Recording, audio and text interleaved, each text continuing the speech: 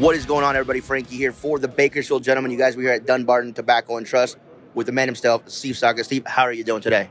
Just peachy. That's what I like to hear. So, you guys, this is TPE 21. Steve, how's the show going for you guys? It's been good. I mean, look, this is, and I've said this multiple times, this is not a show that's really set up for us. The vast majority of the trade show floor is dedicated to alternative style products, CBD, THC, bongs, all sorts of stuff. So these retailers that are here, they buy cigars, but they like to buy brands that are well known because they have like one or two cases in their store. Right. So they like to buy some, Rocky Patel, Perdomo, STG, Altadis, or they like to buy like an inexpensive bundle cigar, something that's a quick cash grab kind of pick up and go thing. So they want to buy cigars that are like $4 and $6 retail. So I basically have nothing for like 90% of the buyers that come to this show. So the only buyers that I even have are the regular brick and mortar retailers, the retailers that would be going to PCA. Mm-hmm. Those that are here, we do business with all of those. But I kind of knew that going into it, and it wasn't really a dollar. You can't boil everything down to just an individual snapshot P&L. If only 30 of our accounts came, the least I can do is be here and say thank you.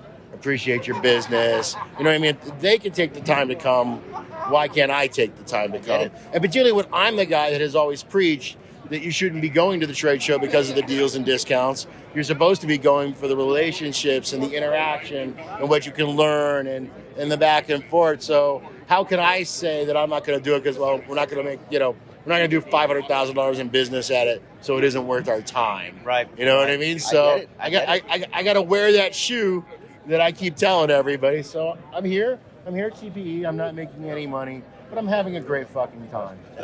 There we go. That's fantastic. So, obviously Vegas has lifted some of the restrictions. 80% capacity is going to go to 100% next month. PCA's in a couple of months, or less than a couple of months now. How do you see events going for shops themselves now that stuff is starting to open up? Well, I imagine we're going to have an influx of them, right? It's going to be like an avalanche. Mm-hmm. It's going to be like an event in a store like every 4 days, right? It's going to be craziness. I don't know how quick the manufacturers are going to want to jump back into that because the truth is it's really expensive and you don't make any money. You lose money every time.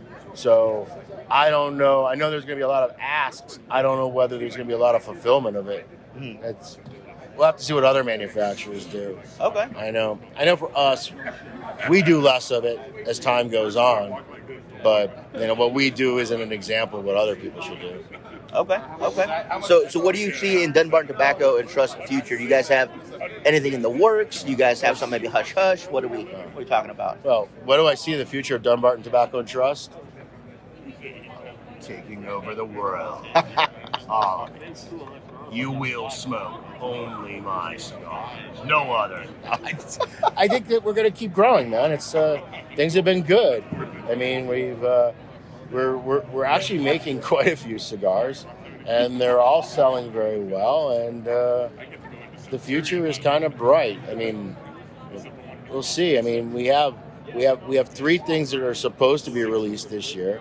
We have the Paladin de Saka, which is a stronger iteration of the Sin Compromiso Liga in a 7x50 that I've been smoking for the last, year and a half, 2 years. So we're finally going to put that in a box as a single release, kind of a little kiss of love to Sin Compromiso. Okay. And I was hoping that we were going to be shipping that right after the trade show, but we'll not be because of packaging. Cigars are ready, but packaging isn't. And then we're going to have the new Moester de Saka this year, the Krakatoa, which is kind of a more pepper bomb, it's called Krakatoa, so I'll let you guys kind of infer from that. It's not buttery, and it's not soft, and it's not creamy, and it isn't sweet. But that's a little sweet. But anyways, and then I have a major brand release that I was hoping to have ready just to show at the trade show, but again, I don't know if that's going to happen. Everything is jammed up with that too, but it's called Stillwater. See, I can't get the name right. Stillwell Star. So it's called Stillwell Star, and it's a really interesting project, and I've been very coy about it. It's just I'm keeping it kind of close to the vest. I just keep saying it's very unique. It's going to be controversial, and I don't believe anyone's ever done something like it before. And that's and that's a pretty big statement. You know what I mean? Yeah. In a business that we basically have been rolling weeds into tubes the same way for 2 centuries. So we'll see what comes of it. But I want to wait until it's actually ready. So and I show it the way I want it, and people taste it the way it needs to be because everyone's going to have an opinion, whether they smoke it, they don't smoke it. It's going to be one of those kind of brands. So Well, I'm looking forward to that. see what happens. Definitely looking forward to that. Well, thank you for your time. I'm going to let you go before it gets too busy over here. And we'll hopefully catch you at PCA. I'll be there. Fantastic.